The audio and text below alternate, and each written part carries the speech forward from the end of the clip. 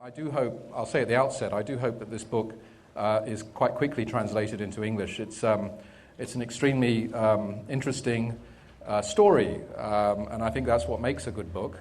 This could have been a book full of analysis and declarations about what should happen and what shouldn't have happened. But in fact, Huda's done a very good job of actually telling a very, very good story. It's well written, it's clearly written, it's very direct. And it's a very, I think, intimate account of his experience. And what I'm going to do, first of all, is I'm going to ask Huda to explain a little bit about his story rather than me do it. I'd like you first to sort of give a little bit of your background and specifically talk about the experience that led you to consider writing this book. Thank you. I'm very honored to have a chance to share my views here because I'm very touched. Last year, I went to this Ubud. I rent a tiny room to read this book here in Ubud last year. And I went, oh my God, there was a festival. It must be cool, someone who can go there. And this year, I'm sitting with you all. So I was like, I'm very touched. And then the reason why I need to talk my personal background, because I'm also appreciate the courage of the festival to invite me to come to talk here, because I have very creepy background, you know. I shared a room with one of the Bali bombers when I was 12. My roommate is suicide bombers. And also the founder of my school, also the founder of Jamaah Islamiyah, a group being blamed behind all the atrocities. But however, the whole thing changed after 15 years of my graduation. I worked as a reporter for the Washington Post, Southeast Asia Bureau, sent me to this very island. Then there was a bombing, and the police distributed a leaflet of a picture, and I said, oh my God, I know this guy. I shared a room with him when I was 12. So this book, it talks about what makes us different. So that is my background, Michael. I'd like to, first of all, refer to the important issue here that you raise in the book of what is jihad? Because in one sense, I think a lot of the media, particularly in the West, has latched on to the notion that it's an ideology, that the word itself is compelling and can compel people to commit acts of violence. But isn't it something more than that? I mean, it's more than just a question of a word or a basis of ideology. One have to remember, the word of jihad alone means study very hard. You do something compellingly. For instance, I believe what I'm doing now is a jihad. What you are doing here, sitting here, you work very hard for good things, it's called jihad. But it is true, in specific meaning in Quran, it says that jihad means war, actually confrontation. And I think in any religions, no matter what, and if we pick up partially, encourage violence, in some part, any religions. Historically, I was lucky when I got scholarship, British Evening Scholarship to study in St. Andrews University, and then I went to do the research with Northern Ireland for 400, almost more than 400 years. The Christians and Catholic, they read the same Bible in the name of love, yet kill each other. I just got back from southern Thailand 2 days ago, and in the name of Buddhists, also they commit atrocity of others. Even Yigal Amir killed Yasik Rabin in the 1994 in the name of Judaism teaching, what they call it halakha, or the sacred violence. So I think here, if we just look at the word jihad alone as the terrorism, it sounds creepy, you know. Muslims have been living side by side hundreds of years, and then if we jump to the conclusion, if someone used jihad as encourage violence, it's completely... But what's your experience of that word? I mean, you of course were studying in a boarding school where you were taught the principles of jihad and you were taught to understand this. Yeah. What was your personal experience? Yes, it's true. And I was spent in that boarding school for 6 years. I was inducted to the movement called Darul Islam. It is a clandestine movement. Try to topple the Indonesian government. But in this book, you might believe it or not, I was selected, but not being sent into further movement. For very simple reason, I had a crash with the daughter of the founding of my school. So I was smart enough, but not that pious, to further, If you are a good student, you have to read Quran, don't question something. And more importantly, since I was very, very young, my mom encouraged me one important aspect, critical thinking. Ask questions. There is no harm to ask questions, Huda. So when I was at school, in my most of boarding school, and I think most of education in Indonesia, and I think worldwide also, lack of critical thinking. No one really asks questions. So that's not a problem just isolated and confined to the religious school setting. It's the general school setting. Yeah, but in my school, of course, it's encouraged less tolerance because we believe that Islam is the only solution. But throughout my personal experience, and shortly graduated from that school, I worked as a tourist guide in Yogyakarta. My English was very pidgin English. You and me, photo. Together in the corner, walking. So but I pick up that value, shortly, and I learned English from my own experience. When I was at school, I thought, the non-Muslim will treat you badly. But it turned out this voluptuous Australian clients asked me, saying to me, "Hey, Huda, I think it's time for you to pray." And oh my God, this Christian, Australian, white, who drink a lot of beers, yet encouraged me to pray. And then, Huda, you cannot drink this, you're Muslim, right? So that kind of reality that I confront day to day completely changed my perspective. Unlike my friend, my roommate, shortly after graduating from that school, he went to a conflict zone. Forget about America. He was the darling of America. Received gazillion of money, right? Because everything bad to the Russian was good for the American. And remember that context. It was 80s. We call them in the past as freedom fighters. We label them as a terrorist because 9/11. The whole definition of terrorist become very dirty and also very, I was repentant journalist now. I'm repentant journalist now. When I work for Washington Post, anything being arrested, to get the press, I always link to Al-Qaeda. There's gay training in Pakistan, therefore link to Al-Qaeda. My God, everyone traveled to Pakistan doesn't mean they link to Al-Qaeda. Well, let's come to that a bit, because of course you traveled to Pakistan when you were at the boarding school at Nuki.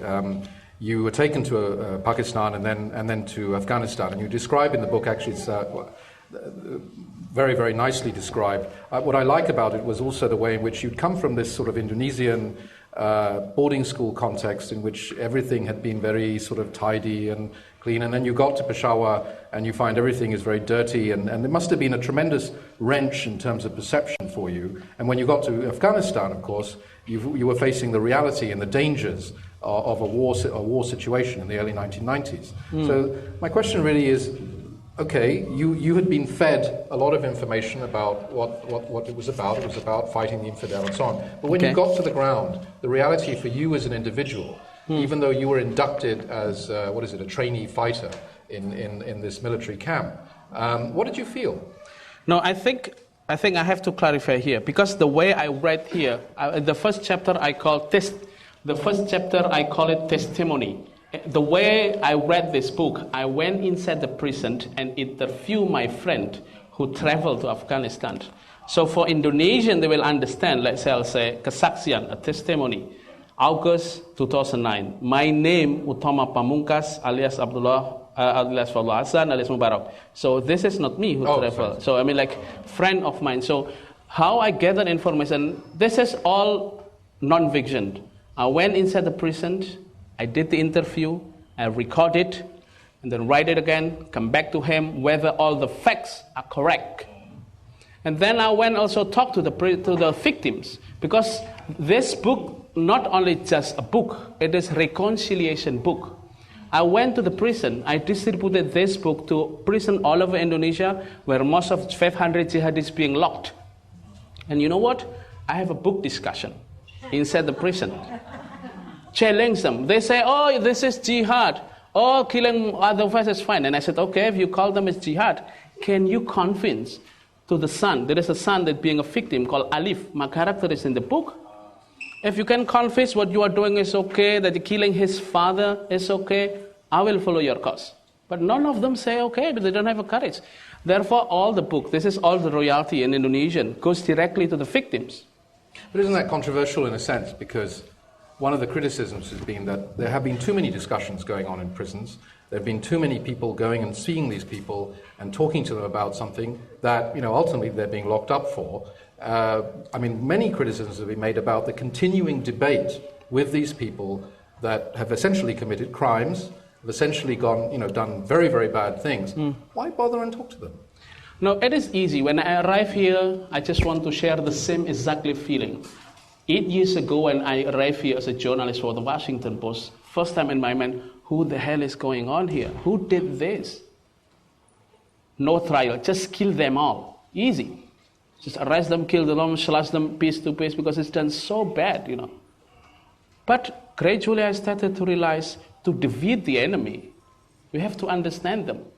And like Sun Tzu said, understanding the enemy is halfway to win the battles. And this methodology, talking directly to terrorists, apparently is not foreign. There are many researchers have been doing this work. Like the guy named John Horgan did the same thing in the Northern Ireland conflict. There he wrote a book called Psychology of Terrorism. There is Iranian American who wrote a very fascinating book called Staircase of Terrorism. Also talking to them, or Louis Richardson, or Martha Crenshaw, those foreigners who open-minded one, there is an understanding, dying need to understand them, understanding. So understanding, listening doesn't mean supporting. Critical toward the Indonesian policy doesn't mean supporting. This is always the problem. It is very, very hard to do that. So what do you understand from, therefore, the psychology that you've... Yeah. In the sense we've talked about jihad, and we've talked about the ideological basis, but the situational, psychological factors that led these people to commit these violent acts and even take their own lives, how do you understand the psychological, environmental background to that? I think someone get involved in this political violence like climbing the stair. There are steps. There is an introduction and get involved. And there is one thing that we need to remember, disengage from these violent things. So psychologically, it's clearly yes. Poverty is rampant. The gap is very high between the rich and the poor. And most importantly, we do see a problem in our international system where the victim mainly involve Muslims. I'm a student of international security. I went there, I witnessed how many thousand Muslims being killed in a conflict in Bosnia. No one, nothing. What happened to Israeli? What happened to Palestinians? When they attack something, they call them a terrorist. How about Israel? So this kind of thing galvanizes more anger. I'm not anti-Jewish at all. My dear friends are Jewish. I share room with them. It's okay. But the idea of justice here, that is the problem that will galvanize. So as a person, people seek for identity. People feel good about this. Some people came from very poor, and there is the presence of charismatic leaders who brainwash, who completely give perceived injustice. This is important. Perceived injustice, not really justice, but perceived injustice. And there is no tradition of critical thinking that led many normal individuals to get involved in these political violent activities. So the compelling factor here really is the teachers. It's the teachers who identify the sort of people who will be susceptible to this. I think play important role. Teachers play important role, but the access to lethal things also another key. Lethal meaning weaponry, chemicals, and also, because now imagine because I'm running a foundation called the Institute for International Peace Building, I have been embarking quite controversial issues by helping those combatants, actually former combatants, to go back normal life by providing seminal work such as I have a fried duck business, I have a fish pond, I have a co-fattening, just to make them busy, because I found most of the jihadis are part-time jihadis. So the best way to them is just make them full-time. But let's go back to the teachers a moment. Because No, that's why I'll go back to that one. The teaching, because that I will go back here. With that kind of, because the teaching also play important role, because then teaching brainwash them, provide a completely false understanding, and there is no critical thinking here. So I'm nobody in that sense, but I will interact with them as someone who provide them new perspective in life. So there will create a discussion here. One of my client, the guy named Yusuf, he just from NU, Nahdlatul Ulama, the most moderate school. And he loved playing drama. His favorite actor was Damar Mulan. Damar Mulan is a story about good-looking guy who steal the selendang. What you get selendang in English? The shawl of what was the bidadari, the goddess who come down. And imagine someone who used to play that and watch VHS of Bosnian atrocities. And then they say, oh my God, Muslim being treated brutally like that. Remember, in the past, people from VHS, very old-fashioned of accessing. Today, I can use my Twitter every second. I can go to YouTube and unverified all this information. I'm not alarmist, but the danger of no dialogue will create more cycle of vendetta. It's hard, it's very idealistic, and no guarantee that it will work. But no one can expect, for instance, the dialogue between Taliban, right? We never expect to have that kind of things. But no, people now start talking the idea of dialogue with Taliban. So you yourself experienced some of these teachers. Yes. When you were being taught by them in the rather disciplined setting of the Al-Mu'min boarding school, did you question at any time in the class sessions when you talk about the lack of criticism? But were you in a position ever to sort of say, no, this is not right? Yeah, I questioned. For instance, here, and I asked in the book, for instance, in my boarding school, it is not allowed to wear jeans. Jeans, because jeans are associated to the Western. And I said, how about trouser? Trouser is a Western, I said. So this is kind of things. You cannot, there's something is good, you cannot smoke, which it's not good for the industry, but it's good for your health, you know. But this kind of thing, I always ask, but of course, quite limitation. Only after, honestly, personally, I could be like them also. We could be like them if I didn't have completely different experience. And a weakness for women. That is one part of the discussion that we need to talk. No, but so you but before that happened, there you are sitting in the class, and you would have gone down that path. Exactly. It's very possible. Yeah. It's very possible. Therefore, if you look at, there is no single school. But your father at the same time had a job. You didn't have the psychological problems that some of these other people. This is good point you asked me. I mean, this is good point because you always mention psychological problem. Based on the research done by all the psychologists, explain this one, most of the community of the terrorists, what? The normality. Because they are bloody normal guy. All of them are normal. None of them have psychotic things. None of them. Including the phenomenon of lone wolfers. Right, so you would have been among them. You would have had the same sort of background to put yourself among them. It could be. Therefore, I believe that experience saved me. People behave for two things. Either for me because of a feel of experience and frame of reference. The experience shapes individuals, and reference, what we read, also shape the way we think. So this is what happened. Most of my friends traveled to conflict zone, and he witnessed that Muslim being treated badly, and come back to Indonesia. And there was a conflict between Catholic in Mindanao, and also with the Muslim down there, right? And then fit into his understanding. Come back to Indonesia. There was a conflict between Christian and Islam, and Ambon and Poso also fit into his theory. And then all of his information that he absorbed or they absorbed fit into existing condition. But these people only see one type of life of world. So my approach to this, using this book and also using other things, is to give them new perspective. Therefore, in my warung, I have a very nice, simple cafe, 28 seats. And then most people work in there. Some of them, if there is a foreigner come, in the golden rule in the culinary business, you have to serve everyone, right? I cannot serve this guy. He's Chinese. I cannot serve this guy. He's not among me. I cannot serve the guy because he's gay, for instance. I don't know. Because anyone come to my table, I have to serve. With that kind of training every second in his life, he started to question, wait a minute. My teacher, my charismatic leader told me that the white is black and white. Apparently the word is so colorful. And then he started to think, okay, it not work, but at least one guy, there is a guy named Yusuf, it is actual, came to me asking, Huda, My previous boss asked me to participate in military training. Should I come? And I say, okay, you can come, it's a choice. But remember, this is also part of your jihad, running fried duck business. So I transform his skill from using M16 into frying duck skill. Okay, so you believe, and you say in the book that you believe that one way in resolving this issue, because let's face it, the injustice in the world is not going away. Yes.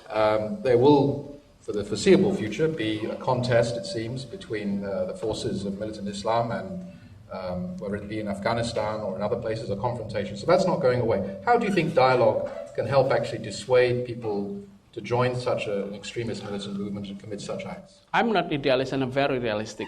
The notion of dialogue here, not to make them not being radical. For me, being radical is absolutely fine. You can think radically. Remember, one of French writer, the guy named Voltaire, one time write very nice word.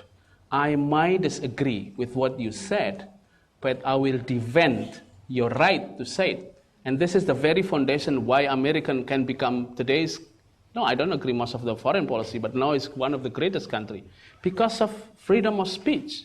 And this is when I think they won't go away, but at least take the differences. It's okay, absolutely, it's fine. People are different, but don't use violence to enforce your ideology, your thinking. This is what I'm trying to do. That's why my program, I call it as disengagement. And this book sparked a lot of discussion. In Indonesia, it's quite doing well. There's 4,000 copies already since I published July 15. Now it's 4,000 and reprinted again. And, it's good for the orphan because all the money goes to the orphan. I want to make some money from the English publisher. So if the rest I remember talking to the head of the counter-terrorist agency here, Anshad Mbai, and he was making the point that one of the key things he felt, in addition to talking to these people, was actually looking after their families. Yeah. And making sure that the people who are not in prison, say left behind, that there is, if you like, a welfare system for looking after the families. Do you think that works? No, I don't think that will work. That is co-optation, economically co-optation. Co-opt them economically. What I'm giving them is not economic co-optation, but new perspective, completely shifting the way they think. The reason why I'm very positive and optimistic with their approach is because I used to be like them. Yeah, but does it work? Yeah, look at me. I can sit comfortably with you. I can sit here. I don't mind. I used to have I have some girlfriend foreigners. It's okay.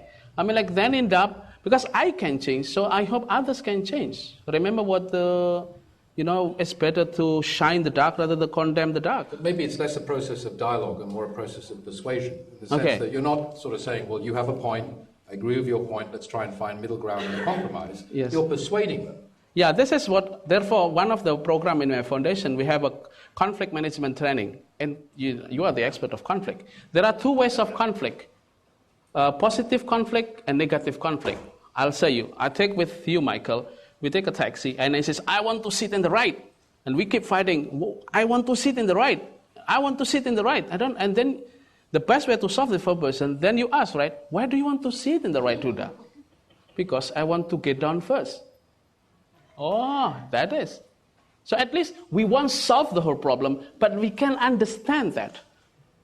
It's very simple. It's hard, it's difficult, but very easy for us to think black and white. That is easy. It's hard.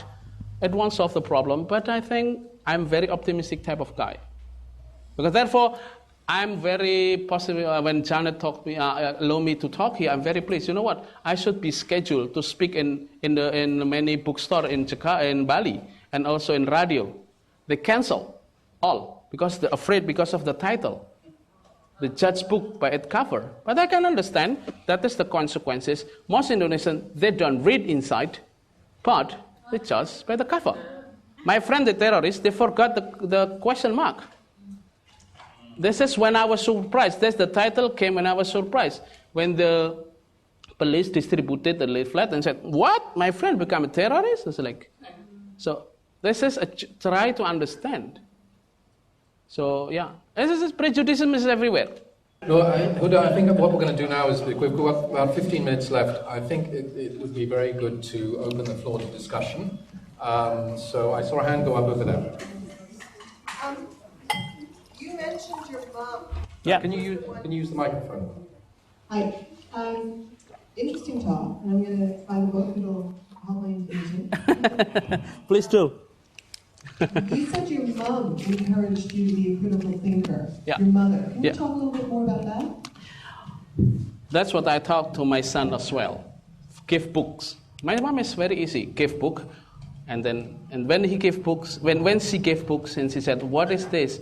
Oh, what is this story? Why is this?" So the fact that she encouraged me to tell stories, to constantly pursue what is why rather than what, make me become person like I am now.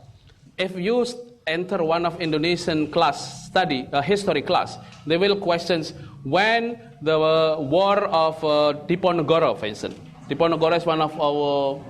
They said, okay, it took place 1625, 1630. It's time for pray Maghrib, like 1625. People never ask why this guy rebel. Why men like them have such a good position rebel. That is my mom asked me. Even though I come up with stupid answer, sometimes, why, for instance, my mom, why moon come always follow me, Huda, follow you? My mom will say, yeah, maybe because you take shower. Okay, that's good. So this is always give answer, and like a question all the time. This is something missing here in Indonesia. Our ability to ask questions. When we ask questions, when we are critical, doesn't mean we're against those people. My government really don't like my approach because it's easy.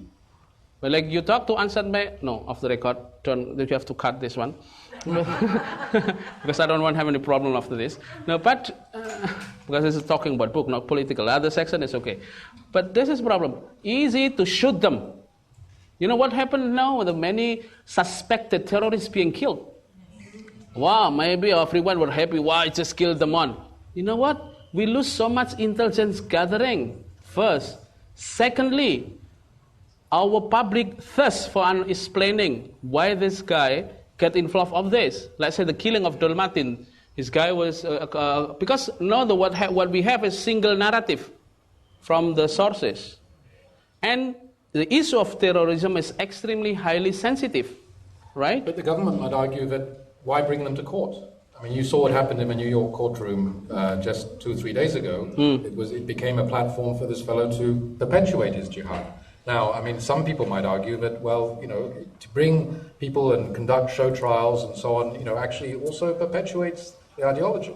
Yeah, it's true, but whom should blame? Sorry, my dear friend, media. Always blame the media. No, blame the media. I think the reason why the terrorists love media, because this is the whole idea of terrorists, to instill and instigate the fear using the media. I kill one, but I can create millions of people being fear and scared. Not the victim alone, but the psychological impact. So this is always the debate. Well, you nail another good question, for instance, in the jail system. The problem is, should we put them together? But what happened? They were going to strengthen themselves. And you know what? They had planned inside the prison.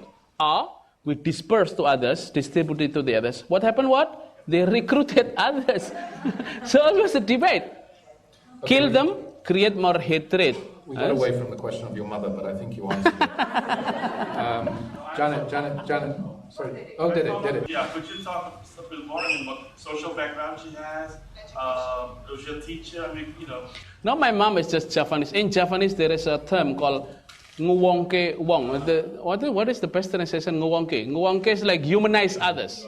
So when I was small, I will remember who is pengamen. You know pengamen? What's in English? Pengamen? Buskers. He knows when this busker is going to come. He knows the name. He knows the family, and this is the money. Oh, this guy sings good, Huda. This is the money. This guy's not that good. This is most of the money. So it's very, very small. I always humanize others. To help you guys, the Western, understand my concept, please watch a movie called How to Train Your Dragon. Have you seen that one? This is kid show. Have you seen that one? No, seriously, this is serious. I helped the sell of this film, with the stock. This is I talk to you. I'll tell you. But there is a concept in a Viking era. one understanding being infiltrated to the little young Viking kid, you have to kill all your dragon. And what happened, there is a skinny guy named Hiccup. He doesn't know how to kill.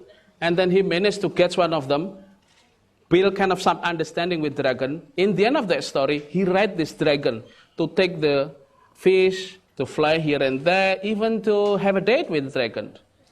So now I have 3 dragons that I look after, working, here. So we can interact. I don't agree most of their understanding, but we can interact at some points.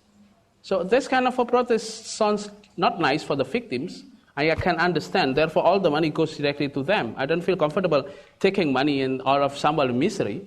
So your approach is a humanistic approach, and Exactly. treat them as equals, and hope to be able to persuade us on the basis of that. I hope so. Now, Mr. Janet. Yeah, I'm lucky because I read the book earlier, and I think that foreigners are fascinated by the book because you talk of, we're puzzled by the question of there are these 2 boys who knew each other who took separate paths, and that's one story. But you have another story in here that I think you haven't yet talked about the importance of that, the quotation from the Quran, the verse from the Quran about not speaking harshly to the poor and orphans, my understanding is your intent was a little different from what it is that foreigners find so fascinating about this, and maybe you could that. I understand. Therefore, I remember when you asked me not to exaggerate this one. For Indonesian, especially for Muslim, there is a verse in Quran saying like this, أَرَأَيْتَ الَّذِي يُكَذِّبُ بِالدِّينِ فَذَلِكَ الَّذِي يَدُعُ الْيَتِيمِ. Do you know who is the guy, who is what we call someone who lie to their religion? Those who say high pitch to the orphans. So to speak harshly to the orphans. Those who lie to their religions, they are not good Muslim, or people cannot be a good Muslim if they talk harshly to the orphans. And let alone, for me, my understanding in this book, let alone you create more orphans. So the opening line of this book is read that first. So the jihadis will read this one. Oh my God, I'm lying to my own religions, and they shake their understanding, shake their identity. This is for Indonesian reader. For the Westerner, I'm going to put the incident in Bali first. That will people lead to understand. But for Indonesian reader, I think my jihadist reader, this is my target. In fact, as jihadists will be suicide bombers, people who support that one. But it turned out many my gaul friends also like this one. But my question would be, how does that affect the teachers? The teachers would surely find a way around that, because they're the ones who are interpreting the Quran for the students. Yeah, but okay, the teacher, but therefore we have to compete with those teachers with more sophisticated approach. Because if we use violence, the teacher will say, look, Indonesian government has been using force to kill Islam. Like, my God, that has nothing to do with any religions. And this is always being the blame. I'm lucky, the Hindus, my Hindus friend invite me to talk, my Buddhist friend invite me to talk, my Christian friend invite me to talk. And I understand my audience with saying, okay, you guys Christians, Northern Ireland have been fighting for 400 years. And like, okay, Huda, yeah, well, let's do it. It's a very small number of people that have characterized now a religion that is basically very peaceful and tolerant. But if you go back to your starting point, which is at this boarding school, where, as you point out, it's a very cheap education system. It's one that poor people have access to and it provides a lot of benefits in addition to all these things that are considered dangerous. Yeah. How do you put that in perspective? That is the media. That is especially the Western media believe that the pesantren, the Islamic boarding school, was the source of today's problem, terrorism. But one forget, our first president also graduated from pesantren. Gus Dur also, we tributed to Gus Dur. He's a very pesantren guy. He's a very Muslim guy. He read the Quran, yet, we tributed last night. Yesterday night. So again, this is not about the school. What happened was the making of this individual also has to do with our international systems. When we cannot forget that American, play this kitten noise, become very violent tiger, cannot control. So it has to do with that as well. In the past, Reagan provided red carpet to the Taliban to come and we hunt them down. So what is this? This is the fact. This is a brutal and ugly fact that we have to deal, and every one of us here has to pay the price So this is things, therefore, we need to have a dying need of this dialogue. It won't happen now, but one day. What do you want? I mean, can you stop using that violence? We can live peacefully. It's very idealistic, but we have to live in the ideal world in order us to have a better life, right? You know what? Indonesia arrested 500 jihadists, being released half of them, 250. My police said, beware of this. What I can control is only 10. I have only 10 dragon. Only 10 dragon. Yes, that is none of the money come from the foreigners. None of the money come from, I come from my personal work as a consultant. I'm a consultant for the crook. I work for the crook, like the oil king, something like this, and I get the money I use for this. Thank you. Thank you. I think we'd all like to thank Huda for a very, very interesting discussion.